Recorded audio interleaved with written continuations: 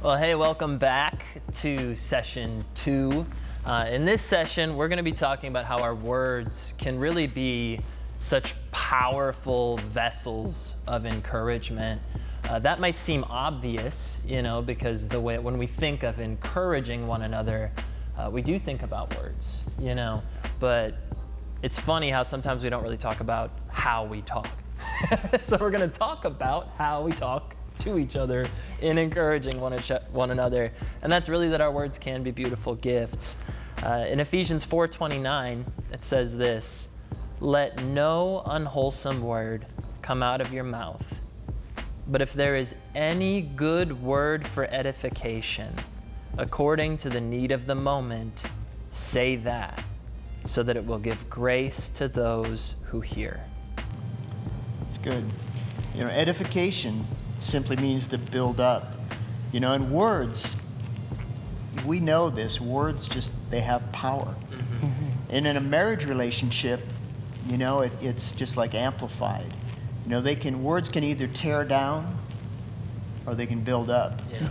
The purpose that we're getting across here is we want to choose that our words are words that build up our mate. Yeah. Mm-hmm. Encourage them. Mm-hmm.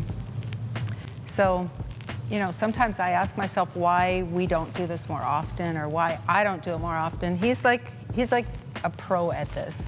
And I think one of the reasons why he is because his love language is words of affirmation. So a lot of times in our love language, we tend to give what we like to receive.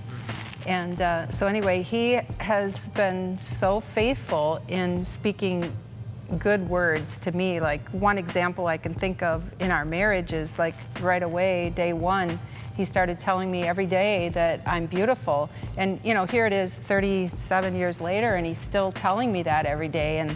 And I think this isn't exaggeration, but I think probably the first 10 years I would just brush it off, like, what is wrong with you, But he just was that consistent and persistent in his words, and it's like sometimes words over time can just kind of bathe a person, and that's how I felt like he just would verbalize that I was beautiful, and I've made some changes in my own heart, and I see myself in a different way because he's been consistent with those words in our marriage, and I do see myself in a healthier way.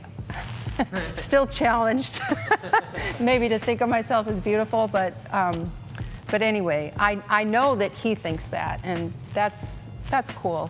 Yeah. In a marriage, Yeah. But yeah, I think it's really powerful too to not just assume that the other person believes nice things about, or that they exactly. I know in Kara in my life. What's that? We can't read minds. Yeah, and for Kara and I, it's really funny because we've discovered this in just our everyday life. She will think she communicates something to me, and it can just be something it can be a task, or it can even just be the things she believes about me, And so Kara thinks these wonderful things about me. but I don't necessarily know that she's thinking those things unless she says it. And so it's funny because sometimes my love language is words of affirmation too, if I was going to do the quiz thing. Right. And so if I find myself lacking in that, it can often just be a revelation to her, because she's like, "Oh, but you're great." And I'm like, "Yeah, but I need to hear it." That's funny. I am the kind of person that I kind of just believe the best often of myself and other people. That's awesome. So, it can be a good thing too, but yeah, I do need that reminder. I'm going to read Ephesians 4:29 in the Passion Translation, just to get a different perspective on that verse. It says, "Never let ugly or hateful words come from your mouth, but instead let your words become beautiful gifts that encourage others. Do this by speaking words of grace to help them." So their love language is words of affirmation. My love language, my very top, it's far above all the others, is gifts. And so viewing words as beautiful gifts is a really helpful way for me to be able to be more encouraged to say those beautiful words, and just a cool perspective. Like, there's all kinds of different gifts that I enjoy. There's like the really thought out, like, I did my research, I know that Steven's gonna love this, I wrapped it up all pretty and it looks so cool.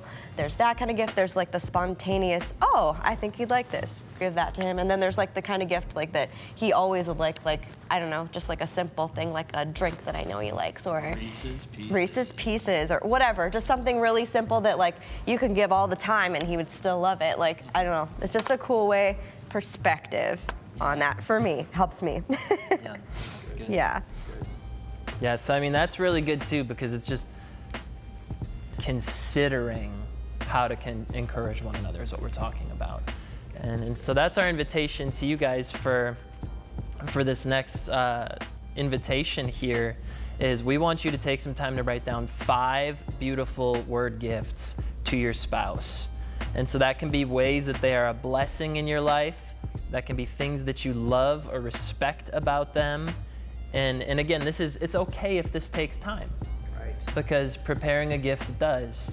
So it's funny because, you know, sometimes it might be taken the wrong way if it's like, all right, my list is, I easily wrote down 5 things to encourage you, and it's taken you a year over there, you know what I mean? So that could be a good thing, okay, that we're taking our time. So however long it takes, again, we're not in a rush. You guys engage together, write down these 5 things, and then share them with one another. So we're gonna go ahead and take a break, and we'll be back for session 3.